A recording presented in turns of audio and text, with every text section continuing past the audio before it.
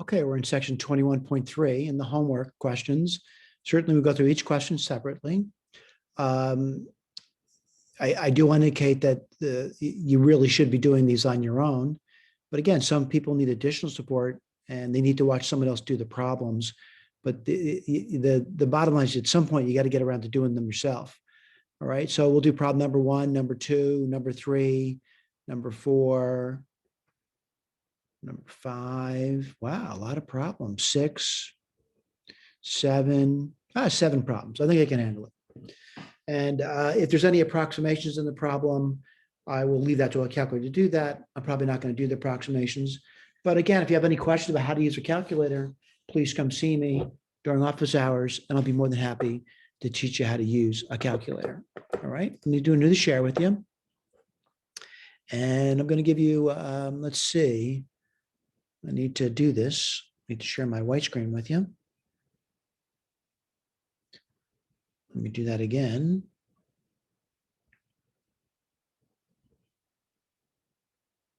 Okay.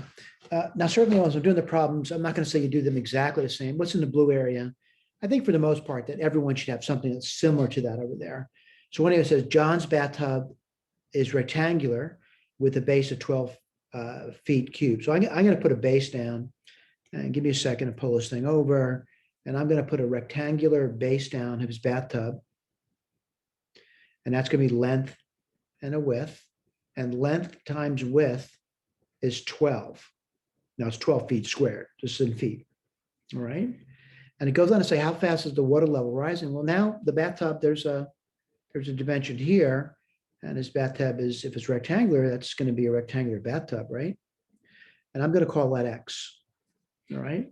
So now they're talking about the bathtub filling, and I'm going to say the volume of the bathtub is going to be, well, the base is 12 and its height is X. That's its volume. Let me keep reading it. How fast is the water level rising, right? If the tub is being filled, what does that mean? Well, the tub is being filled with water, so that's the rate at which the volume is changing with respect to time. And what is it? 0.4.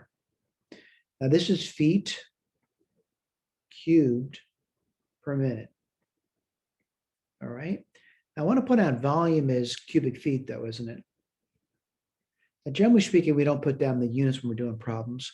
But what I'm going to do now is, their question is dx dt. And you just go back and read that to you.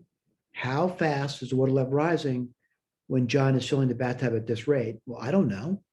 I'll put this over here. This is a related rate word problem. So, I know that V is related to 12x. And I know that dV, dt, I took rid of V with respect to t, is equal to 12 dx dt. All right, we'll put units down later. What's dV dt? 4/10 equals 12 times dx dt. Well, I'm going to divide both sides by 12. And let me write this down. What do you get? You would get 4 over 120 equals dx dt. All right, what's 4 over 120? It's 1 over 30. And that's dx dt. What's the unit on that? Well, it's 1/30th. X has a unit on it. What's the unit? Feet per minute. And that's what it's going to be.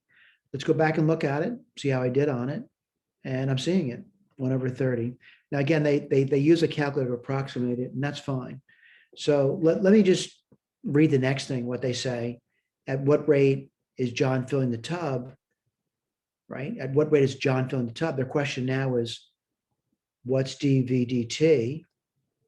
This is his question now. When the water level's rising, he's given me dx dt is 0.9 or 9/10. All right. Let me write that down. I still know the relationship. And again, we're doing this now. I know that V equals 12x. I know that dV dt is 12 dx dt. And what's dx dt? I'll put the unit down later. I'm kind of remembering this. This is 12. What's dx dt? 9/10. I'm going to reduce that and just go through that with you briefly. 2 goes into 10 5 times. Oh, you know what? I'm not going to reduce it. I'll just multiply it out. I'm sorry about that. Now I'm going to reduce it because I really think you should reduce it. So 5, and what goes in here? This would be 6. And 9 times 6 is going to be, let's see, that would be what? 54, right? 54 fifths. And what's the unit on that? Well, this is dV, so it's going to be cubic feet per minute. I can also write the decimal now from this, and that would be, let's see, 10.8 cubic feet per minute. All right, let's look at the answer key and see how we did. Well, I'm seeing it. I'm seeing the 54 fifths, and then they go approximately. It's not approximate. Actually, it's the exact number, 10.8. All right. Let's go to number 2. And again, you have to understand about the way these problems are written. They're written initially fairly simple. I mean, they're really fairly simple problems. And then they get a little more difficult as time goes on.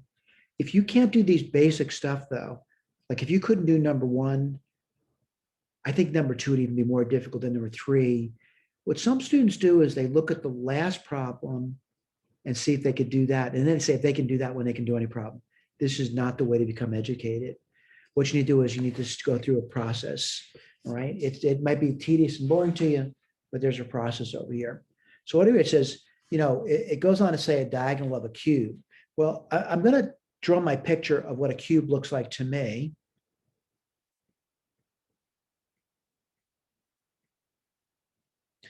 And a lot of students have a tough time with this. Now, they didn't say the diagonal of a square. They said the diagonal of a cube, which means I'm looking at, let me put this in red, this thing. Now, granted, I'm going to look at that and say, I don't know if I could do that. I think you can. I really think you can. I'm going to put it in blue for you. Now, someone's going to need to look up the formula. I don't think you need to look up any formula.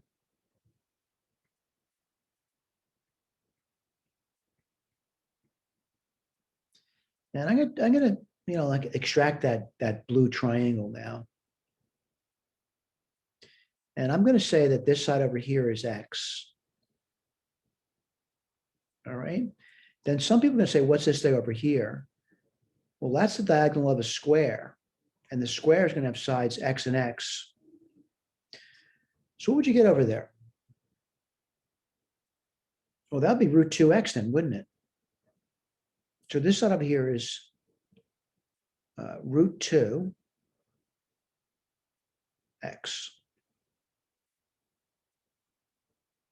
Okay, we use Pythagorean theorem to do that. And what's the diagonal? I'll call it D, right? Well, let's write this down now. So D squared is equal to, let's see, what would it be equal to? X squared plus root 2x squared. Well, that doesn't look too bad. D squared would be equal to what? Let's see, x squared plus 2x squared is 3x squared. And what does that mean? Well, if these are positive numbers, I hope you realize we're talking about a physical cube, that D would equal root 3x. So now I know the relationship between the diagonal of a cube and its edge. Now, what did they go on to say? They said its edge is increasing. Let's write this over here. They said the edge is increasing. That's dx. X is an edge. dt is increasing at a rate of 6.5 centimeters per second. I'll write this over here. Again, you don't need to write the units down. They're written down for you, but I'll just put this over here. Now, what's their question? Their question is how fast the diagonal changing. So it's going to be dd dt. That's their question. All right, let's see if we can get that relationship down. So I'm going to differentiate, and I'm differentiating this guy over here. So dd, let me go back to black ink, I'm sorry. dd dt is equal to root 3 dx dt. We'll look at the key later. And their question is, what's dd dt? I don't know, but it's going to be root 3 times, well, that's 6.5, isn't it? And what's the unit on that? Centimeter per second. All right, so I'm gonna write that down for you. And that's written over here. They also put an approximate number down. All right, how to get the approximate.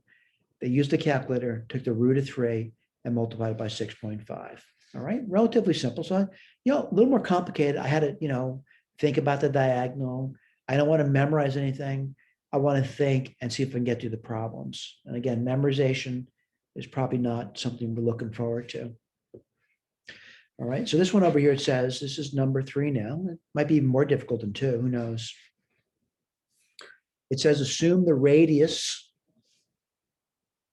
right, of a sphere, it's like a ball, is expanding. Let me write this over here. So they're saying, assume the sphere is like a ball, right? I'm really not very good at drawing a ball, but the ball is going to be, let's see, that it's, whoops, sorry about that, that the radius is changing with respect to time at the rate of 40 centimeters per minute. All right, so it's getting bigger. That's a positive number.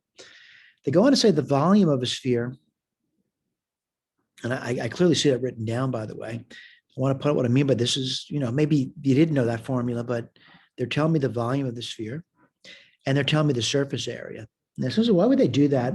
I guess because they don't consider common knowledge. All right. So it says, assume that the radius of the sphere is expanding at this rate. The volume of the sphere is, and the surface area is. Then what's your question? Determine the rate of change of the volume. Let me write this down. So determine the rate. Look, I keep doing that, don't I? Determine the rate of the volume, right? Determine the rate of the volume, right? dV dt, when R is 12. Now, of course, I know they said 12 centimeters. You don't need to write that down. That's their question. So then the problem comes is there a relationship between R and V? And there is. It's right here. So let's write this down now. So dV dt is, I can differentiate that. Now it's going to be 4 pi r squared dr dt. All right. But I'm looking at the 4 pi r squared. It's really just surface area, isn't it? That's something to think about. Let's see if we can write this down now. So they want to know dV dt when r is 12. Well, let's write this down. 4 pi r is 12. And what's dr dt? I don't know. I can't remember. Did they give it to me? Yeah, it's 40. We'll put the unit down later, by the way. All right. Let's do arithmetic now. Again, I really do that. I think you should do arithmetic. 4 pi 144 times 40. Oh, by the way, the unit in this is a volume is going to be centimeters cubed per minute. I got to do some arithmetic now, right? So 4 times 40 is 160. And times 144. Let's see if I can do that. 0. Let's see, 4 times 6 is 24. 4, 6. Well, I just did that. I'll do it again. And then 1 times 160. Let's put that over there. It's really 100. So it's going to be 0, 6, 1. And I think I can do that. So what do you get over there? You certainly get pi centimeter cubed per minute. We'll check the answer key later. What do you get there? 0, 4, 10, 13, 23040. Wow. Let's see if we got it right. I'm seeing this, and I'm seeing this over here. Let's see if I got it right. 23040. You know what? I lost a 0 somewhere.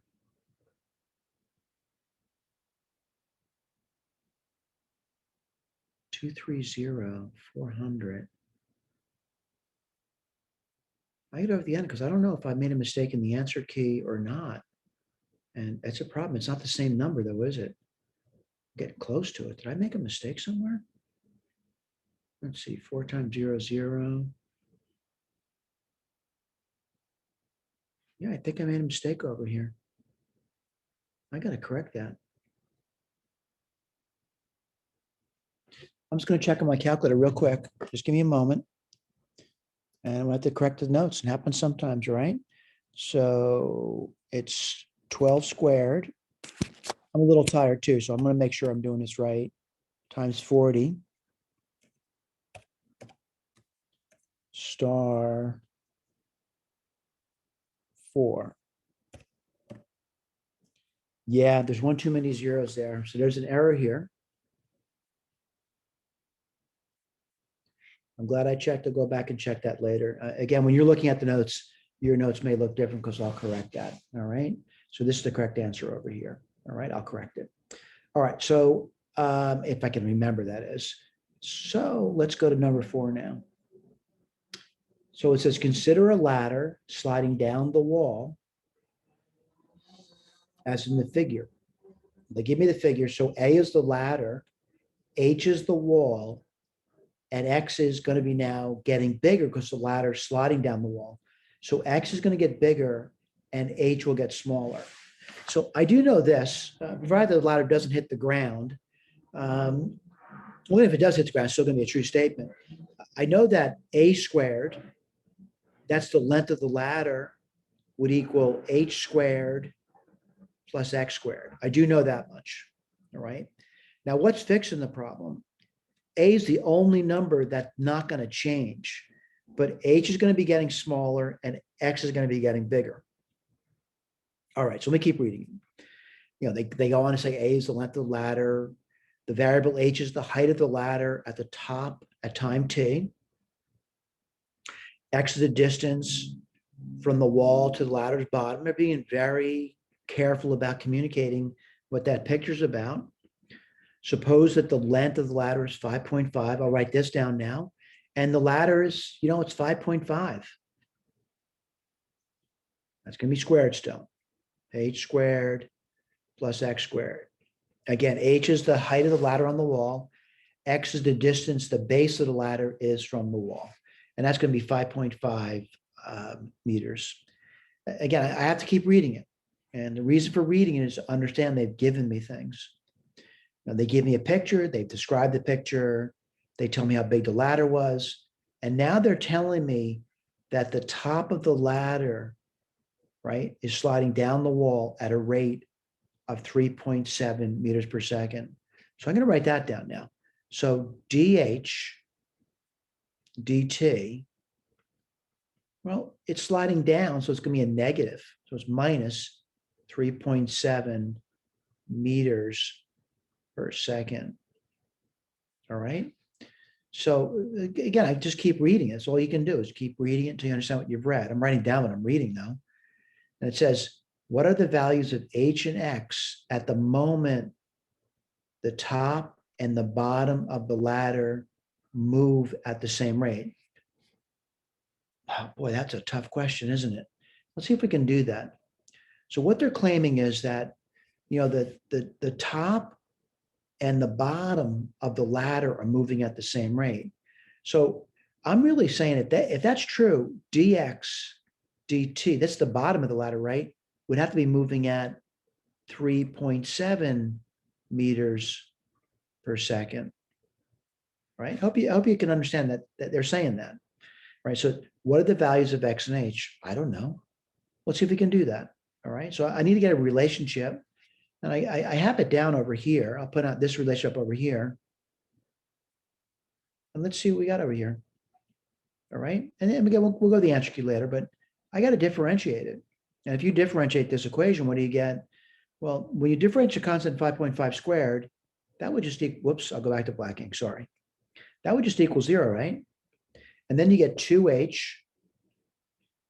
dh dt. We'll do that later. I'll plug it in later. Plus 2x dx dt. Right, now what do I know? I don't know h and x, but this over here, 0 and 2h. What's dh dt, it's minus 3.7 plus 2x, well, that's 3.7, right? Well, I think I can do this now. And certainly if I do that, I'm trying to figure out what h and x are. And just looking at that equation, h would have to equal x. All right, let's see if we can figure that out now. So for this equation to be true, h would have to equal x. So what I'm going to do, I'll look at the equation. And what do you get? You get 5.5 squared. I'm letting h equal x now, right? And what do you get? Well, just plug in x for h then. X squared plus x squared. So you get 5.5 squared equals 2x squared. Well, that's not so bad, is it? And then what do you get? 5.5 squared over 2 equals x squared. Well, I think I can figure out x now. And what's x going to be? It's not plus or minus, by the way. It's going to be 5.5 over the root of 2. I'm going to rationalize that by multiplying top and bottom by root 2. And so x is going to be, let's see, 5.5 root 2 over 2. I don't like the way that looks. I really don't.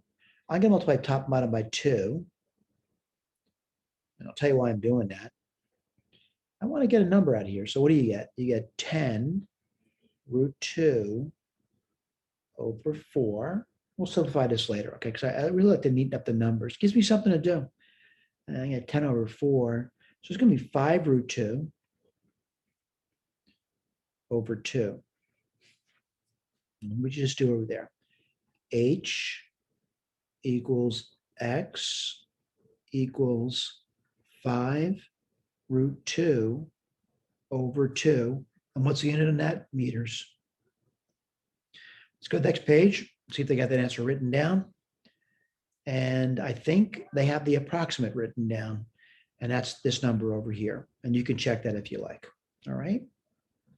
And yeah, it's got the work there too. This is good. All right, let's go to number 5. I got a little picture for me. And it says that the road perpendicular to a highway. I see that picture. I see the car. And it says, you know, it's 2 miles away from the road, right? The road perpendicular to the highway leads to a farm that's 2 kilometers. So this 2 over here is 2 kilometers, as in the figure, right? An auto travels past the farmhouse at a speed. So I'm going to say this is the x in the problem. All right. And so I'm seeing a triangle too. It's perpendicular, right? So dx dt is 50 kilometers per hour. All right. Now, what's our question? An automobile travels past the farmhouse at a speed of, well, it gives me the speed. Because how fast is the distance between the automobile and the farmhouse increasing?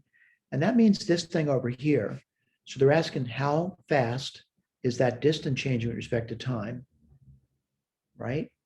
When the automobile is 4.6 kilometers past, that means x is 4.6 kilometers.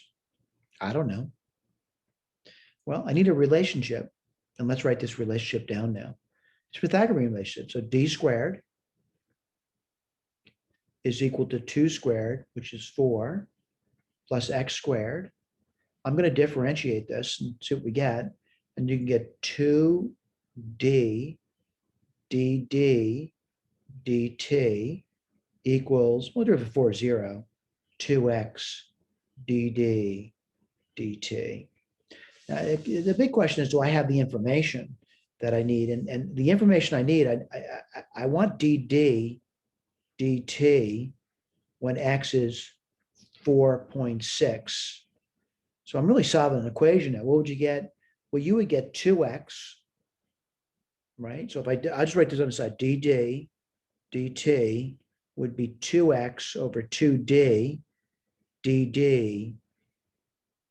Oops, I made a mistake. I just noticed it over here. I got to erase that. That's X. Let me erase this business over here. Okay.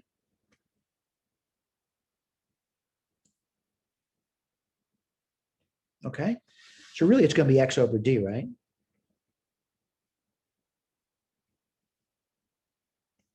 Do I know X? Yeah, I do. It's 4.6.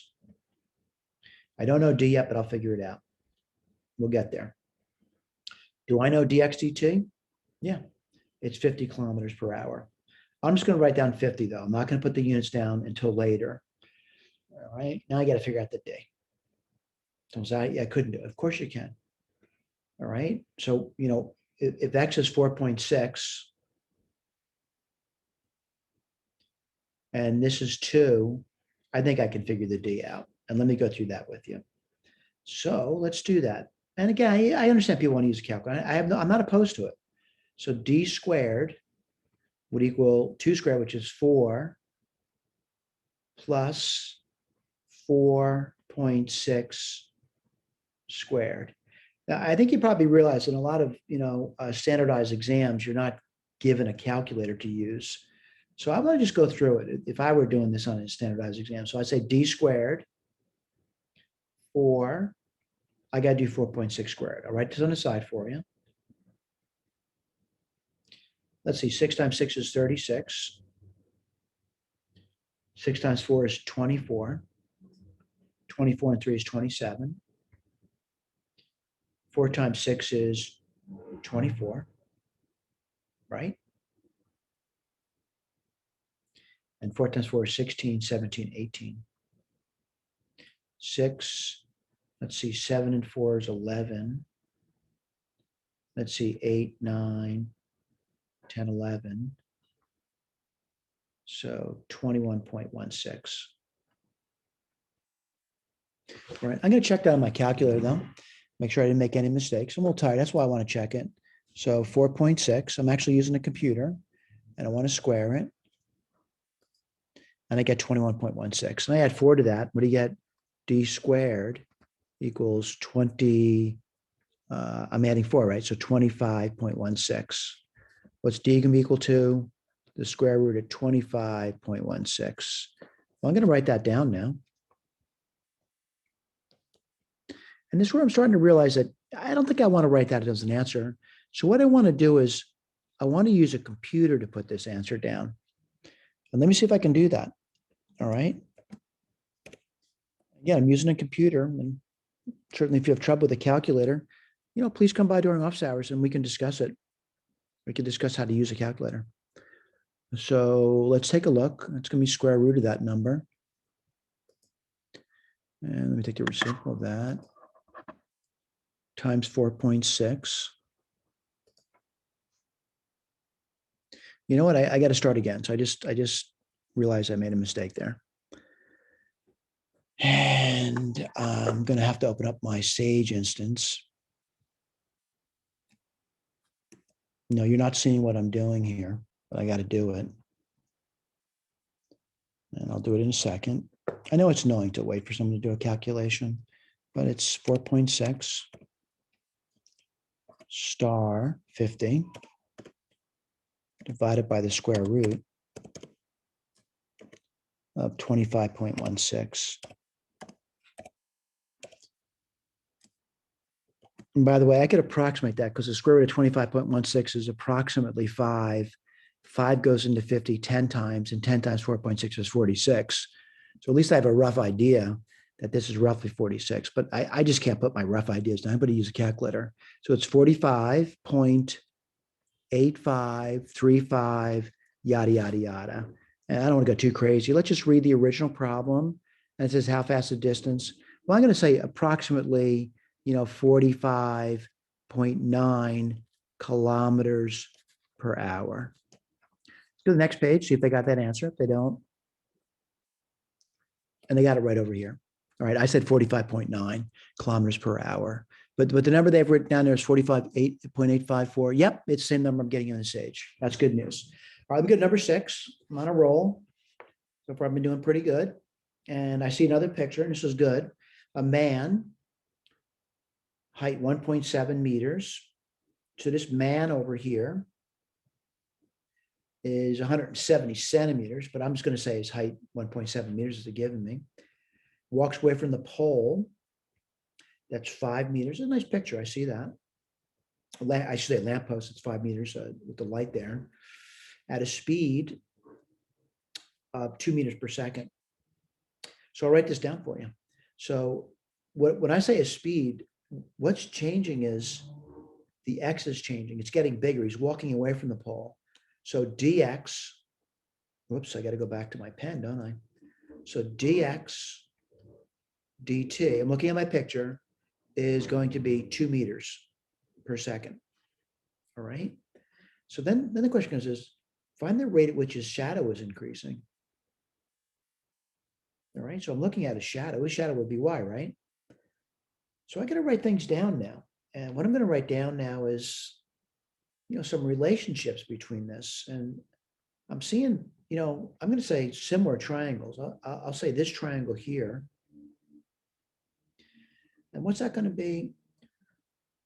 Well, I'm looking at it, and I want to look at this bigger triangle here.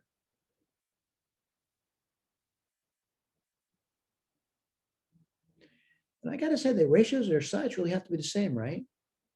Everything like the tangent function, it got to be the same ratio. So I'm going to say 5. I'm trying to get a relationship, by the way, x plus y. It may not be the recipe you want, but I want a relationship. 5 over x plus y would be the same thing as, what's the man's height again? He's 1.7, isn't he? That's something you learn in trigonometry, and certainly also probably learn in basic geometry when you're in middle school about the ratio of triangles. All right, they're similar triangles. We got this. And then the question, I wonder what their question is. Oh, I do remember the question. They want to know what dy dt is. I don't know. Well, I got a relationship between x and y. I just got to clean it up. And what are you going to get over here? Well, I'll write it down. You get 5y equals 1.7x plus 1.7y. I'm still going to clean it up. And what would you get over there? 3.3y equals 1.7x. I'm going to differentiate it now. What do you get? 3.3 dy dt is 1.7 dx dt. All right. Now, I think you know their question, right? What's their question? What's dy dt? So I got to solve this. Dy dt is going to be 1.7 over 3.3 times dx dt. And what's dx dt? 2. I got to clean it up a little bit. And let me go through that with you. And put the unit down later. What's 2 times 1.7? Well, that's going to be 3.4, right? Over 3.3, which is 34 over 33. And what's the unit on that? Well, it's going to be, I got to remind myself, this is in meters per second. So what's this dy dt? This is the shadow, by the way. It's 34 over 33 meters per second. All right, let's look at our answer key. I know they're using decimals. It's certainly, I'm not opposed to that decimal over there. And let me just check out the number they got, and I'll do it on my calculator. I'm using Sage, by the way, 34 divided by 33. And that turns out to be 1.03. Yeah, that they did a good exercise with that. And that's number 6. Let me go to number 7 now. We did that one. It's a pretty simple problem. Let's go to number 7. Okay, so I'm going to read it to you. This is no picture. This is kind of typical getting up in scale here. At a given moment, a plane passes directly above a radar station. So I'm going to draw a picture. I'm going to put the line down here. This is the Earth. And I'm going to put the radar station right here. Now, where's the plane? The plane's up here. He's flying over. And he's directly above the radar station. All right, directly above it. So at a given moment, a plane passes directly over or above a radar station at an altitude of 6 kilometers. I'm going to write that down. Again, I got to remember that this is 6 kilometers. I'll put 6 down now. It says the plane's speed. Well, I'm going to call this x now. And the plane is going in this direction over here. So I know dx dt is 900 kilometers an hour, right? How fast is the distance between the plane and the station changing a half an hour later? Well, I hope you realize you know the plane's somewhere a half hour later, right? And they want to know this over here, right? So let's write this down. And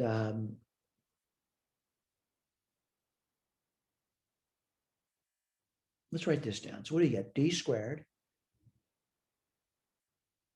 equals Pythagorean theorem, right? It's right triangle, isn't it? So x squared plus 6 squared, which is 36, right? All right, let's write this down. So what do you get? 2d dd dt equals 2x. This looks like that other problem we did, doesn't it? Dx dt. All right, I'm going to divide both sides by 2d. So dd dt is going to equal x over d dx dt. Now, I hope you realize I had a question. What was our question? How fast is the distance between the plane? Well, that's and the radar station. They want to know dd dt. But now they express it in a funny way. They say a half hour later, right? A half hour later. So really they're saying t is half an hour, right? How fast is the difference between the plane and the radar station changing half hour later? By the way, this is assuming the Earth is flat. The Earth is not flat, by the way. A much more complicated problem if you're doing it spherical. If you think of the Earth being a sphere. Okay, let's see if we can do this. What's x at a half hour? Well, x would have to be 450 kilometers. So I'm going to say this means x is 450 kilometers. Well, I can write that down now. dd dt is 450. I don't know d yet. What's dx dt? 900. And I got to do d now. And what's d going to be? Well, let's write it down. It's going to be 6 squared, which is 36, plus 450 squared. No, I don't want to do it. Is equal to d squared. So what's d going to be equal to? The root of 36 plus 450 squared. 36 plus 450 squared. Well, you know what? I have to do my calculator because I want to see if I can get the number they got. All right, I'm going to put this down. So 450. I'm using Sage times, you can't see it though. Let me repeat this. If you have a really tough time and you want to use a calculator, come by and see me, and I'll be more than happy to help you with this. All right. I mean, I really mean that. We do not want to throw you under a bus and say, well, gee whiz, what do you mean you can't use a calculator? We would never do that. All right. We want you guys to be successful. And if that means, walking to try to use a calculator, we'll do that.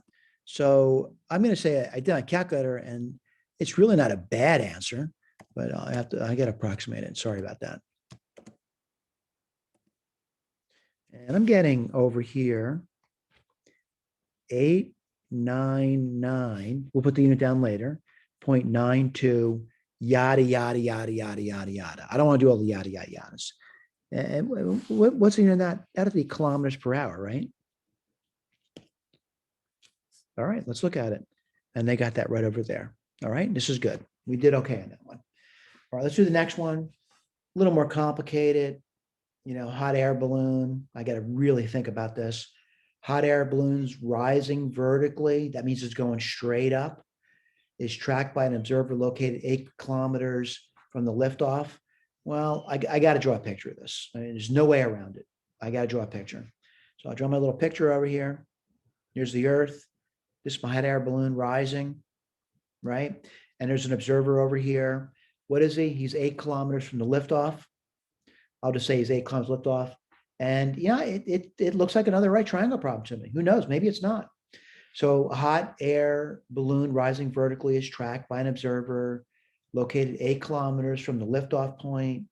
At a certain moment, the angle, now they're talking about angles, between the observer and the line of sight to the horizontal is pi over 5. So what are they saying over here? That there's an angle now. And the observer is tracking this guy. And the angle's getting bigger, right? But they're saying at some point in time, the theta is pi over 5. All right, let's keep reading it. And, this is some point in time. He says, at a certain moment, the angle between the observer and the line of sight and the horizontal is pi over 5. So at some point in time, this is pi over 5. All right. And it's changing at a rate. So now they're saying d theta is getting bigger. And what is it going to be? It's actually 0.8 radians per hour. Radians unitless. You don't have to write down the rad, but a lot of textbooks use it, but it's really unitless. But I'm just going to put down 0.8. How fast is the balloon rising? And that's this question over here. So they say dx dt, how fast is it rising? I don't know. Well, do you remember what theta is? It's pi over 5. So then here comes a problem. I need a relationship between the theta, the x. Gee, I think I know one. And what's that relationship? It's the tangent. Let's write that down for you. The tangent of theta is equal to x over 8. Now what do I have to do? I got to take its derivative. Now, I hope you remember the derivative of tangent secant squared. D theta dt is equal to 1/8 dx dt. All right, I'm going to put a little line because I realize it's kind of getting in there. All right. So what's their question? Their question is what's dx dt, right? So I got to manipulate this over here. It's going to be, let's see, 8 secant squared theta, right? D theta dt is equal to dx dt. Now I want to know what dx dt is when theta is pi over 5. Well, let's write this down. It's going to be 8 secant squared pi over 5 times d theta dt, which is 0.8. Now, I realize some students say, again, some students have a very difficult time with calculator use. I got to get my calculator out, and I'm going to do it now. It's going to go to Sage. You can't see it. I'm going to type this in, and what do I see? 8 star. That's secant, right? Now, a lot of calculators don't have secant. I believe Sage does, though. I'm going to type this in, pi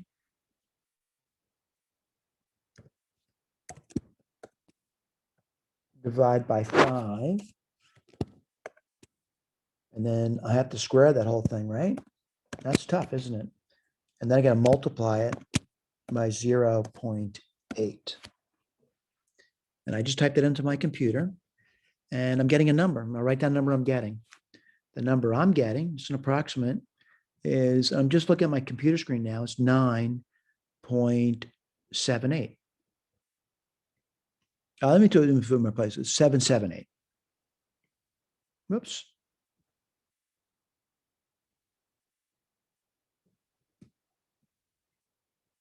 What's the unit on that, though? And so I have no idea. It's dx dt. And you might have to go back and read this, though. And it's going to be, well, I have to tell you that the theta was given as a unit of radians per hour. So this is going to be kilometers per hour.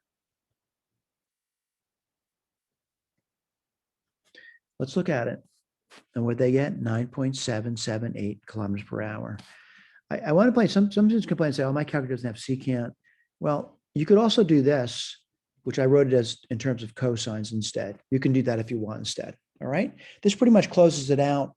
You got to get busy working, though, and I hope you know what that means, that the time and effort you put into this would be what you're going to get out of it. All right, thank you.